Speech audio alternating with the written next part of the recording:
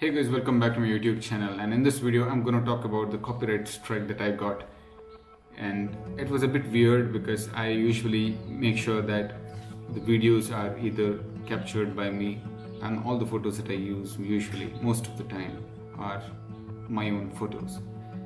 And it is for the music that I got a copyright strike because I do not use my own music and I need to either purchase that or use it from some free source. Well, I've been using YouTube Audio Library for most of my background music and also for the travel videos that I've been creating and uploading on YouTube most of the time. But now that I'm seeing an increased number of videos and number of subscribers are increasing and the views are increasing, I thought of buying music from some good audio music companies. But in spite of all of these measures that I've been taking in order to avoid any kind of copyright strike, I still got a copyright notice on my YouTube studio. And it was a bit surprising because I got that strike after a few months of uploading that video, and that was from one of the music brands where they sell their music. It was a bit surprising because I had used the genuine apps to create that video, but then it was mainly using the DJI Mimo app and also using GoPro app. When you're editing a photo or video using these apps, they have their own music that they provide. Say for example, you might have seen in YouTube Shorts, they provide music and that can be used only within their app or on YouTube Shorts, and you cannot use it anywhere else. Same is the case with Instagram, and where you can use those music and upload it in Reels. But then these are social media tools and they have these tools to edit videos within the app and then you upload it then and there. But when it comes to GoPro or DJI Mimo app, they do have their own profile and we can add friends over there, but then it is not as popular as Facebook or Instagram where you have millions of users, and it's meant only for those people who are using those apps. Sometime back there was lockdown and I couldn't edit any of my photos using my laptop because I had all of my travel gear and editing studio and everything set up in a different location, and there was lockdown and I've been doing some YouTube videos. All of my editing was done using these apps, and after uploading it on YouTube, after a few months time, I got this notice from on YouTube Studio from some of these music companies, and it was quite shocking.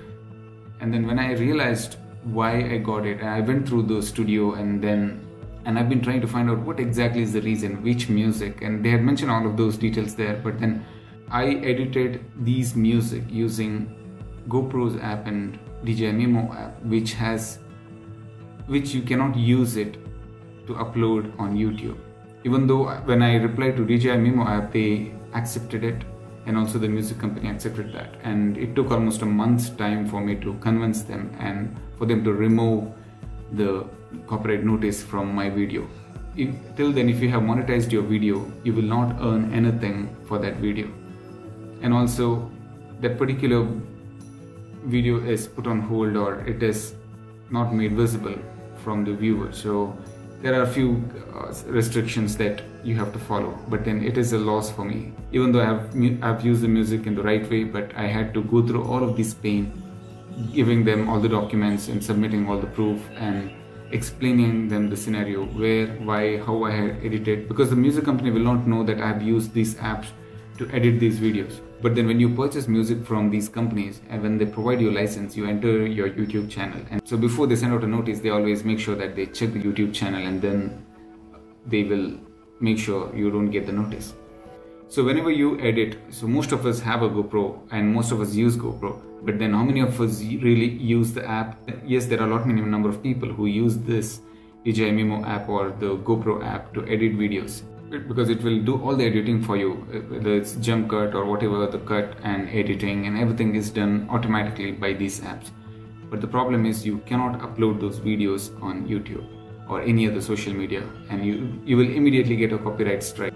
And now that YouTube is even more strict than how it used to be before, as soon as you upload, there is a copyright check that happens, which is something new this year. And if there is any issue, it will report over there, but there are chances that even YouTube's copyright check will miss this. And there are these companies where they send out this notice immediately. I would highly recommend you guys to use music from the YouTube Music Library or from some genuine paid version, instead of you're just using whatever is blindly available from the internet, because you spend hours and hours in editing and making an individual video, and then you upload it. But then if you get this copyright strike, or you can only get 3 strikes on YouTube, and then your channel will be deleted permanently. The payment won't be much if you're going for an annual subscription, but it's always better to use paid version of the music, and thereby you can always show them that you have the license to use that. Well, you have spent so much of your time and money in creating a video, and then if you cannot use it, and if all the earning that you have earned out of that particular video goes to someone else, it will definitely hurt both in the long run. Well, if it's only one video, you can always go ahead and adjust it, or you can replace that music. But then over time, you have a lot of subscribers and you have many videos on YouTube. That's when the problem is. So on long run, it will create a problem. So better buy the music. And that's what I'm doing currently. So guys, thanks for watching, and subscribe to my YouTube channel. Hit on that bell icon, because I'll be sharing many more stories of this kind. And well, you can even check some of the travel stories and editing tutorials that I've uploaded on YouTube. It's completely free. So you can even buy me a coffee. There's a link in the description, and support my work. So see you then. Cheers.